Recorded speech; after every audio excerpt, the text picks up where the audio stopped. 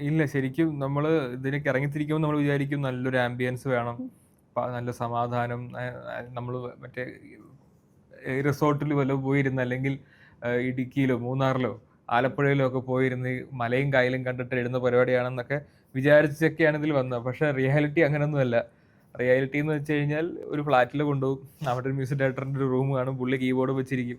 ഇപ്പഴത്തെ ഡയറക്ടർ ഒന്ന് സിറ്റുവേഷൻ പറയും. ആ ചുമരിന്റെ ഉള്ളിലിരുന്ന് എഴുതണം.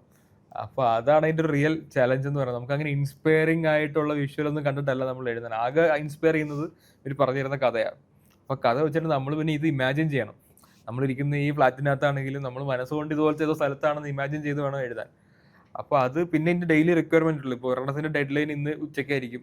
അടുത്തത് ഇന്ന് വൈകിട്ടത്ത് സ്റ്റാർട്ട് ചെയ്യണം. അപ്പൊ ഇങ്ങനെയുള്ള ടൈമിലും കൂടെ നമ്മൾ വർക്ക് ചെയ്യുന്നത്. അപ്പൊ ശരിക്കും വേറെ നിവർത്തിയില്ല. നമുക്ക് ക്രിയേറ്റിവിറ്റി വന്നുകൊണ്ടിരിക്കണം. റൈറ്റേഴ്സ് ബ്ലോക്ക് വന്നു കഴിഞ്ഞാൽ എത്രയും പെട്ടെന്ന് അത് മാറ്റി മുമ്പോട്ട് പോയിക്കൊണ്ടിരിക്കണം എന്നുള്ള ചലഞ്ചിലാണ് ഇന്നത്തെ പാട്ടെഴുത്തുകാരെല്ലാം വർക്ക് ചെയ്യുന്നത്. ഞാനും